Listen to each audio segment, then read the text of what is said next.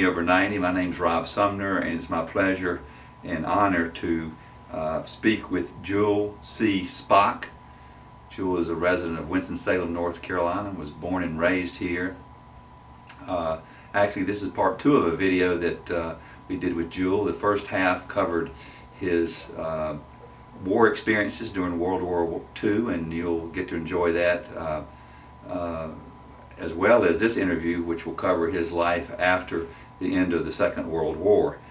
Jule is married to Nancy Clendenden. She is, they've been married since September of 1948. Jule was born on December 21st, 1923. Together they have raised 5 wonderful children: Lynn, Margaret, Ann, Syl, and Robert. They are the proud grandparents of 15, and I think 38 great-grandparents. I hate to tell you, Jule, but that's a record. We have not had anybody with 38 yet. Jule, proud of them. well, I'm sure you are, and we can talk a little bit about them.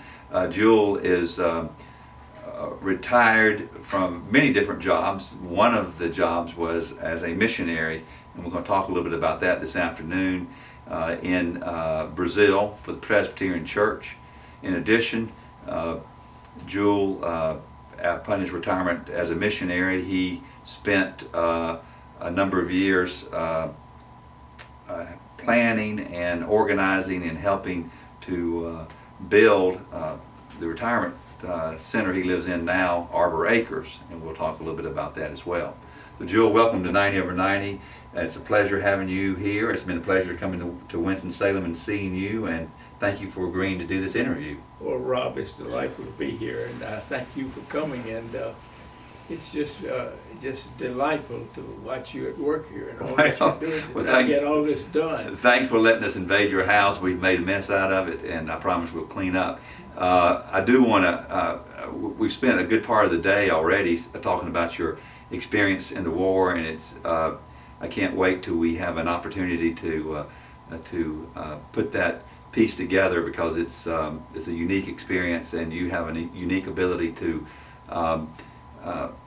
remember the details of a very exciting time during World War II. But this interview is going to talk a little bit more about your life after the war, because I thought that was very interesting as well, and I thought it would be something that our folks might enjoy hearing about. When you came back from the war, did you return to college? Right after the war, I was dismissed from the service in San Antonio, Texas, from Chatham Field, and it's right from there I bummed myself actually back to Atlanta, and I found out that there they would take veterans. Although school had been going on for about a month, that they would still take veterans and let them catch up. So I got in a long line of veterans there who were trying at Georgia Tech. At Georgia Tech, trying to get in. And amazingly, as I was standing in this line, I got to talking to the fellow who was in front of me. And as we did, why, he mentioned he was from Winston-Salem. And I said, well, that's interesting. I was too. And he said, well, you know, during the war, I was a prisoner of war. And he said, well, that's interesting. I was too. We ended up in the same camp, and we got to talking to one another. We enlisted, or rather we entered Georgia Tech at the same time as freshmen. We ended up being roommates together. Oh, you did? For the entire 4 years we were there, and it all started when I got out of the service down in San Antonio, Texas. And I started out thinking I was going to be an aeronautical engineer, having been a pilot, but I quickly discovered I loved chemistry, and so I graduated as a chemical engineer. You love chemistry. Well, that's interesting. I think I mentioned to you earlier that my dad was a chemical engineer, but did not use that experience. You didn't use your chemical engineering training directly. I'm sure you used it indirectly. What happened? How did you end up not being a chemical engineer and getting into the missionary work?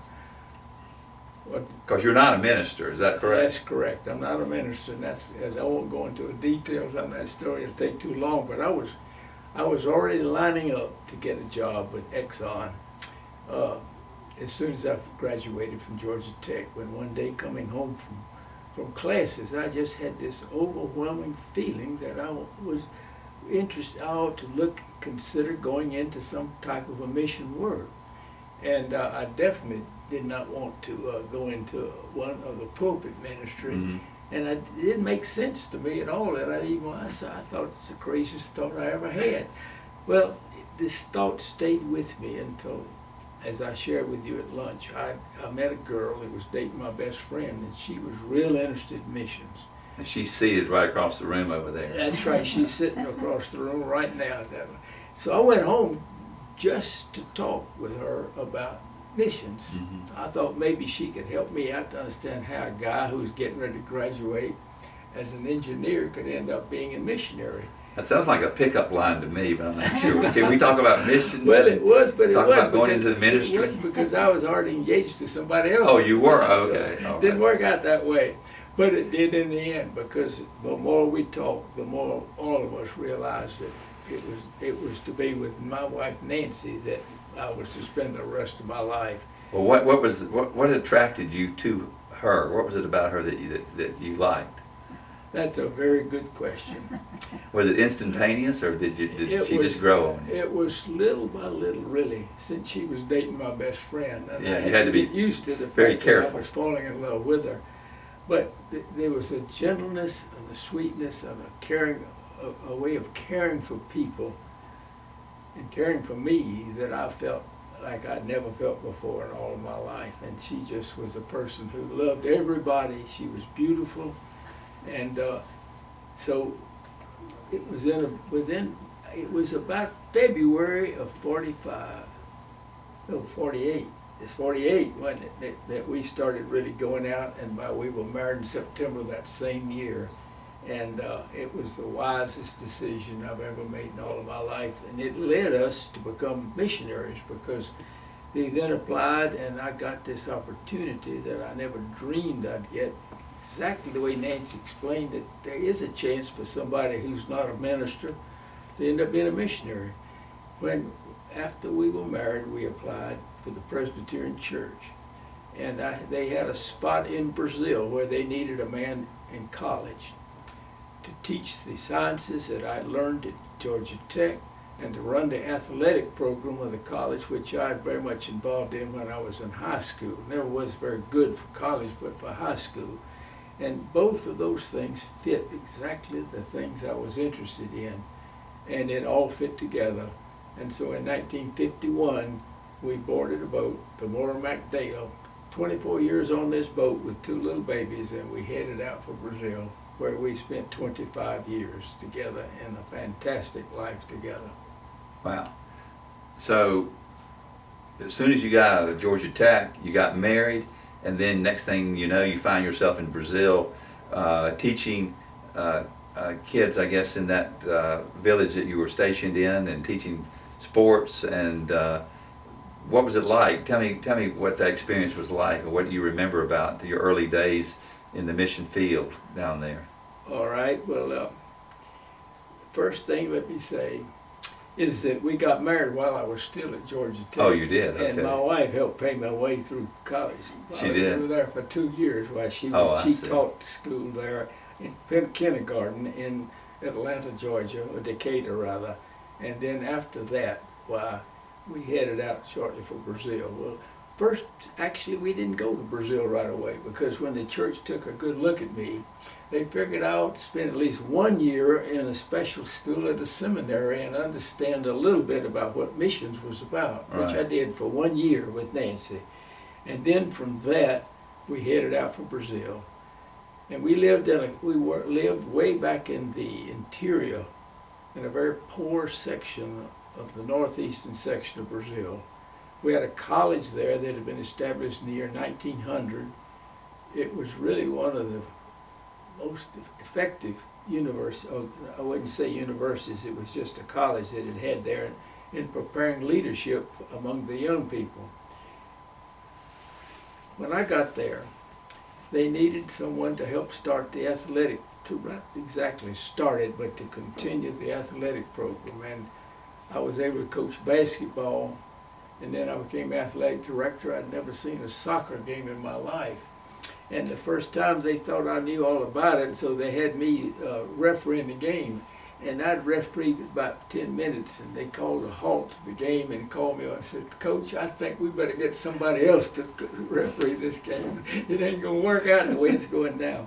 But anyway, for 12 years, I was athletic director and taught there in the sciences of all kinds. But also, we went out on the weekends and we would carry our students out, because I was there in church work, and we would go visit little villages, and we would set up loudspeaker systems with no electricity there, but we had these generators that we got going, and we would invite all the people to come. And we had many wonderful, wonderful experiences in seeing these people who were so hungry to understand something about a spiritual strength that could come in their lives. And then we ran into trouble. I had a great guy, his name was Gato. That's the Portuguese word for he was the cat. And the reason they named the Gato is because when he ran down the court playing basketball, he had this gait, just exactly like a cat. He was fast and smooth. And he was a town where there wasn't a single person really that was a Christian.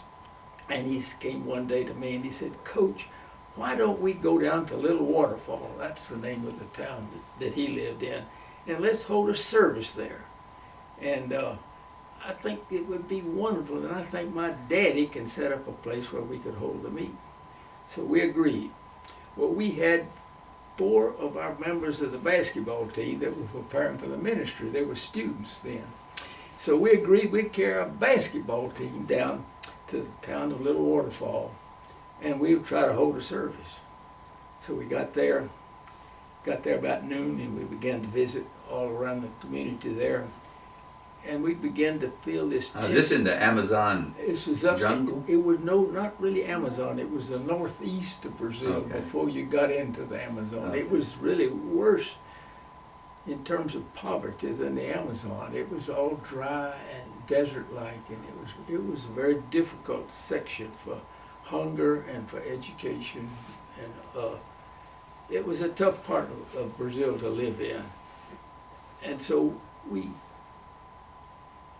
started our service, but as we did, well, all of a sudden we heard this noise, terrible noise outside, and we went to the door, and there stood this group of men, all with torches, and they were threatening to burn us out of town.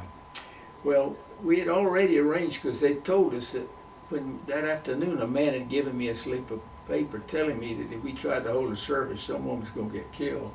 So we had a way to slip out the back of that building. And we did, and we jumped in our Jeep, and we took out after town, and they rocked us as we left to get out of town, but we made it and nobody got hurt. Well, I won't go into all the details, but it's got our student body so excited about the fact that we'd gone down there and got rocked out of town in this big adventure. They wanted to go back. So we went back 3 times. And I will only go the last time. We got run out of town every time. The last time before we went, we carried even a little choir of our students with us when we went out. But that last night, the crowd grew with each time they tried to run us out of town. The last time we were there, we were holding the service, and the place was packed. This little room that Manuel got to, his dad had gotten for us, and it was packed. And all of a sudden, the whole city went into darkness. Somebody had thrown the main switch, because it's not electricity, it was just generators. Mm-hmm. They threw the switch, and we were in total darkness. Well, it was a frightening moment with that crowd of people there, and not knowing what the enemy was going to do. But Gato, the guy I called the cat, he said, "Coach, stay right here." He ran to his house and he got 2 lanterns, and he came back with these 2 lanterns, and we hung them there up where the guy was going to speak, who by the way was in charge of all of our discipline for our college there. And we held a service, and the choir sang, and nobody interrupted that night. And that night, a little church was born. Wow. In that town. And it still exists today in Thanks the town to of Little Water. oh, But it took thanks us to your got ran out of town 3 times when actually. I'm not sure too many people would have gone back after the first time, but given your experience with your war experience and all that, I can see how you would have been just the one to have that job and to come back and keep coming back and be persistent. Well, that's the kind of experiences we had. Now you mentioned to me earlier, we were talking about you had your family down there, and I believe I mentioned in the introduction you ended up with five children, 4 girls, and the last one a boy, Robert, and you had a very unfortunate situation that happened while you were during the 25 years you were there. How often did you come home to the United States? Yearly? No, we would spend 4 years on the field. Uh-huh. And then we would come home for 1 year. Mm-hmm. And I stayed at the college for about 12 years. And my dream always was to get a Brazilian to be the director of the college, which after 12 years we were able to find this man, and he could become the director. Now for us as our children, the youngest children we had, or they're the oldest, let me put it that way, while they kind of grew up in Brazil, they were bilingual, and they had a lot of Brazilian friends, a lot of American friends. But every 4 years, we would all come back to the United States together and spend a year here in this kind country. of reacclimate. Generally, I'd always spend it right here in Winston-Salem. Mm-hmm. Yeah. You had I believe one of your daughters married and moved. She and her husband were down there with you as well. Is that correct? That is correct. She was 2 years old, wasn't she, Nancy, when our oldest daughter, Lynn, and she really grew up more in Brazil than she did in America, and she fell in love with a young guy named Bruce, who was the son of another one of our missionaries who was an agronomist, and they moved up into the Amazon, and he had a big stretch of land there. They built themselves a grass hut, which they lived in, and they took their bath in a river that was right beside there, and it was quite an interesting thing. You had lizards pretty big that you'd have to be careful not to step on those. I remember once when Nancy and I went to visit them, you could only get it was a dirt road. You could only get to a spot, and then it was a 3-hour work through the jungle to get to the house that they lived in. How did they survive? And he did the hunting, and they would come in periodically that 3-hour hike, and then they would go to some stores that were nearby. Actually, they weren't really that close by. He had a car he could borrow there, and they would go into a town that was about an hour and a half away. Then they could stock up with the food. After the hike? After the hike. And then they'd get back. They raised their first children down there in that grass hut. I'll never forget, Rob, the first time we went, we didn't know what we were getting into. And Nancy and I stopped as far as we could go in to a town called the Street. And then we got a young kid, we had a suitcase with us, and we had a young kid who said he could lead us on up to where their cottage was. He put this cottage on, he put this suitcase on his head, and it was dark, and we started walking through the jungle. And he would just trip along, double time, and move as fast as he could, and Nancy and I were stumbling all over the place trying to get there. Well, we'd walked, Nancy, how long had we walked, Nancy? About an hour and a half at least. Hour and a half. We'd walked through the jungle. It was already dark, and we were following this little boy. We got right behind him. And suddenly, as we suddenly heard voices singing. And as we got nearer, closer still, the loud voices got louder and louder, and we realized that it was hymns that they were singing. And suddenly we burst out in this field, and there was their big hut that they lived in, and they had gas lanterns, and our daughter Lynn and her husband and 3 of the children were all singing hymns there that night, in the middle of the night there. I'll never forget that scene as long as I live. It was beautiful. But tragically, later on, bandits came into the area and wanted part of their land that they had claimed. It happened all over the area there in North Brazil, unfortunately. And he was killed. Her husband was killed, and By the bandits? by the bandits. He was killed. He and his brother both, and later his father was killed. The 3 of them were killed by bandits, and Lynn was left then with these tiny children, and How did you find no out? way to make a living or anything. So we had to come home. How did you find out that it happened? Did she come down out of the mountains, or was she there? No, the way I found out, I was making a speech up in at Montreat, North Carolina. I'd been elected to this particular position in the Presbyterian Church. And what was And the position? I was called moderator of the General Assembly. Is that for the entire church? Yes, it is. Okay. Yeah, it is. And I was making, in fact, it was an inaugural speech, wasn't it? I was making the inaugural speech up there. I had forgotten about that. And I finished speaking, and then about 2 o'clock in the morning, they came to the door where Nancy and I were and said, someone is trying to get in touch with you through shortwave with Brazil. And so I went, and that's when they were telling me that he had been killed and all. And so we immediately then began to make plans. We realized our daughter was alone. So Nancy and I immediately began to make plans to go to Brazil. But the wife of the father, who also had been shot and was not yet dead at that time, he died later, why, she was in the States, and we couldn't locate her. And I shall always be grateful. This young fella, he stayed up all night with us on the telephone switchboard trying to locate her. Finally, in the early morning, we located her and let her know that her husband and her 2 sons were dead, and that her husband was very seriously, he had been shot with, blown up in the stomach with a shotgun. And so we prepared, but the next day they sent us off immediately for Brazil, and that's how we got there. And, Was your daughter, had she made it to safety? And she was not there. She was about I would say a 1.5 miles away from the spot.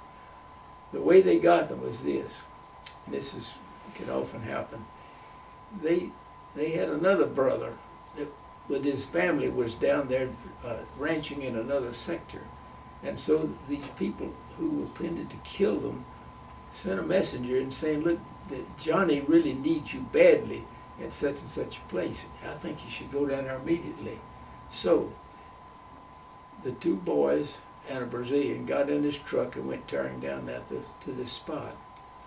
Well, they were going down this very simple little road. It wasn't even a road, a pathway almost in the car. And suddenly they ran up where big logs blocked the highway. Not the highway, the road. Mm-hmm. So they had to stop. The minute they stopped, the men were hiding in the bushes, and they put logs in behind them so they couldn't back up. Mm-hmm. So they were stuck there, and they came out of the bushes, 24 men, and they began to riddle them with bullets. That's how it happened. And so we got there, and we had some funerals, and then we had to bring our daughter home because I was then the moderator of the church, and continued in that role for the year that is the mandate of the moderator. And following that, with our daughter here in America, with no way to contact people of Brazil and not really know very many people here, we decided to stay here. Mm-hmm. And that's when I got the offer to help build the home we're in right now, which is called Arbor Acres. It's a retirement community here for people who are elderly. You Not had including. you had to be at least 65 to get in, and if it was a couple, well, one had to be 65, the other could be at least 62. That was the requirements to get in. So you when you retired from mission work, you took on the challenge of building this beautiful facility, and I believe you said there are over 500 people that live here. Is that correct? That's correct, yes. And it's just a great accomplishment and serves a lot of good for the people in this area, because when we came in, of course, there's a gate here, and everybody kind of showed us where everybody knows who you are. I guess you know that. You're kind of a little bit of a movie star in this neighborhood. But it really is an exceptional accomplishment to put together this. I mean, is it how many acres? Is it? Did you say 4 acres. Yeah, but how many acres? 70 acres. About 75 acres. 75 acres of developed land, and then when you got through with that job, you officially retired. I take it. That's right. And I'll share something with you that you remember this in years to come, because you mentioned that I would know everybody. When I retired at 65, I guess I did know everybody here, and I've never known such love in all my life. I'm now 92, and I bet that not a third of the people you ever heard of me before. Well, I think you're being a little bit modest. So get ready. When you mentioned you might retire in a few years, and if you do get ready after a certain number of years of living, it's a different world you're going to be in. You're into oblivion. Well, I understand that, and I think not that anybody knows who I might be anyway, but I think there's some value in that as well. Hey, you're right about and, that. And kind of being able to walk in the shadows from time to time. I wanted to ask you, and I usually ask folks at the end of the interview, we're getting near the end here, and I didn't tell you about this ahead of time, so I feel a little guilty. I'm not trying to get a gotcha, but I do want you to think a little bit about it, because having spent most of the day here with you, I have learned a lot about you. I've learned a lot about your indomitable spirit and all the things you've done that are really exceptional, and I'm excited about sharing it with other people. But what I usually ask folks at the end of the interview is if you could give one piece of advice to your grandchildren and your great-grandchildren, which you have many, and your great-great-grandchildren and your great-great-great-grandchildren, if you could give them one piece of advice, or if you'd like to tell them something that you think is they'd like to maybe share with them that would help them along the way, what would that be, and what would you say to them if you could? And you can take a minute to think about it, or you can just say whatever comes off the top of your head. But I really would like you to share that if you could. Rob, the first thought, we'll have to think about this a minute, but the first thought that comes to my mind is love. I think this is the most precious gift that we have in life, is the way in which we can really love and care for one another. And we're so blessed in our family this way. If you think more almost of the other person than yourself, the things that they need rather than what you need, because you love them, why, somehow just all kinds of blessings just come pouring out on your life. And that's also in the scriptures. Faith, hope, and love. The greatest of these is love. That's what Paul wrote in Corinthians. Faith, hope, and love. And the greatest of these is love. And yet, as I think about it, I have one more thought, not as important as love, but mighty important in life. And it's freedom. We so completely take for granted freedom. You've got to live or visit another part of the world to realize how fantastic it is to live here in America with all the problems we might have.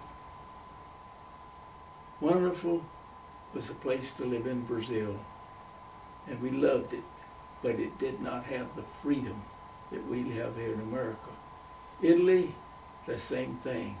In fact, any place we've ever been, there's no way to define the freedom they have compared to the freedom we have in the United States of America.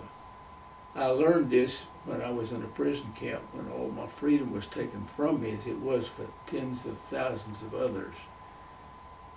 And as I guess one of the most indelible thoughts that I have in my mind when we talk about freedom is I'll never forget when we were liberated from prison camp, and a great big tank came knocking down the gates to our prison camp, and that tank went straight to the flagpole that flew the German swastika. And we watched as it went down, and we watched as the stars and flags went up. And Roger, I don't think I've ever known anything like it. If you can imagine 100,000 all-male voices all cheering at the same time. You know, that's an experience that you never forget. And you suddenly realize how in America especially, with all the problems we might have, why we are free as a land. And love is to me the greatest of all things, but freedom is sure another precious one to have. It is, and you've described it so well, and I appreciate your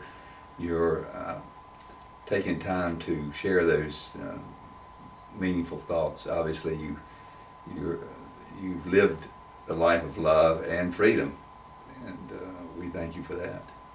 Well, I thank you for being here to be with us too. It's a pleasure to get to know you, and it's an honor. It really is, and to know all you're trying to do. Well, thank you. I appreciate it. I think what you're trying to do is reveal freedom by all these people you're interviewing. That's what you're trying to do. Thank you so much. Well, I appreciate it. It's been, I assure you, I've gotten much more out of it than you could ever get out of it, and we're excited about putting together a little film on your POW experience, and also posting this interview on 90 over 90, and I guess the next time I'll see you on the internet. And thank you so much. Bye bye. Goodbye. Thank you. All right.